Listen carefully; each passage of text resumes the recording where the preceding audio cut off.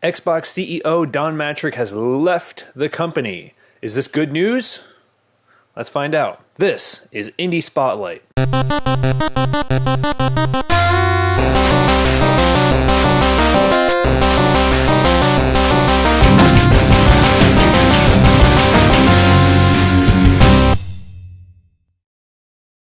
Welcome to Indie Spotlight, the show where we take indie video game news, trailers, and new releases, and we get them out there for you guys to check out. As always, this week we are starting with trailers, and the first trailer that we have for you is Face Noir.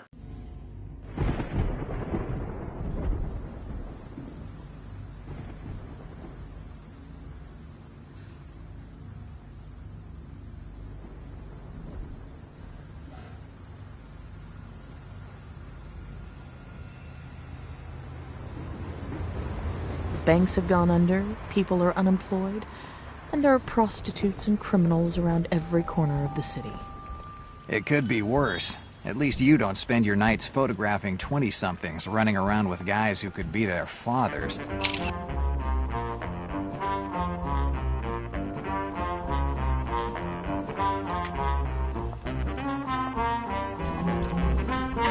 Face Noir is looking to be an older style kind of detective game, private eye type stuff, which I find absolutely amazing and love that kind of stuff. Again, I've talked about before on the show that I love Sherlock Holmes and anything that has to do with any type of like investigatory stuff. So this looks really cool. The style of it looks really awesome, especially for it being an indie title. Kind of looks like LA Noir almost, which kind of, I guess, feeds in with Face Noir, but it looks very cool. I'm extremely excited to see how it turns out, and hopefully we'll get to see it soon. The next trailer that we have for you this week is Mercenary Kings.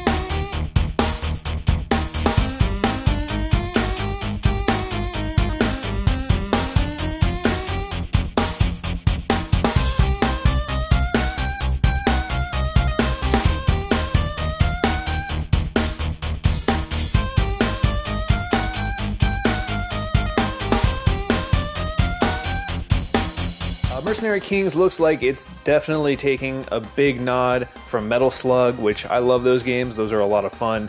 It looks like it's going to be very, very action-packed. The animation looks super smooth, which is something I always loved about Metal Slug, is that even though it was sprites, they looked really, really vivid and lifelike and like really moved with a great feel to them. So I don't know if it's like an increased frame rate or what it may be, but for some reason the animation just looks really smooth. I really am just pulled in by that. So super excited by this. All the weapons and everything you're going to have looks absolutely amazing.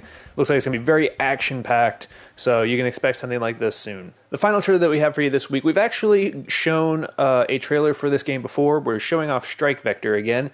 The last trailer that we showed for you was very early. It didn't show a lot of the action from the planes and everything that you're going to see, but this one is much more towards the action of it, so I wanted to show it off, so definitely take a look at this.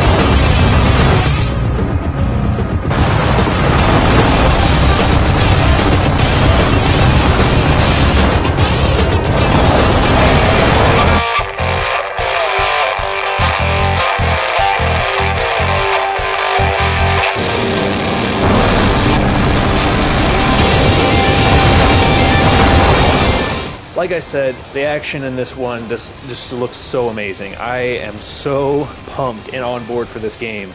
It looks so action-packed, and like just the adventure and exploration aspect of it looks really cool. The animations, everything just looks so professional, and this is a indie dev team of 4 people.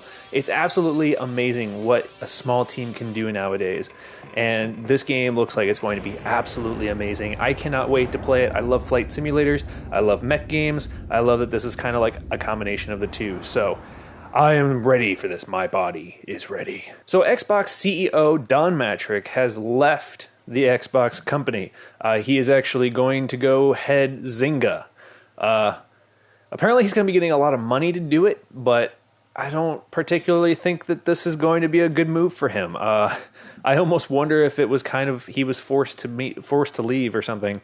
We don't really know the details of it, but I would love to know what you guys think about this. Don Matrick no longer heading Xbox. I don't know a whole lot about the new person who's going to be taking over. All I've heard is some things from Rooster Teeth. They talked about him. I don't remember his name, but apparently this new guy who will be pushed up as CEO is very game-centric, and hopefully that will be really good news for the Xbox One. Hopefully we'll get someone who's very much about the gamers, and we'll get something that will be much more appealing than what we have been seeing. Obviously, they've made some reversals that I think everybody's happy about, but hopefully we'll see more stuff for the gamers from this game system company. So again, if you guys want to leave your comments below on what you think about this whole fiasco with Don Matrick, we'd love to hear your opinion. Speaking of Microsoft, Fez just was announced to get its first patch.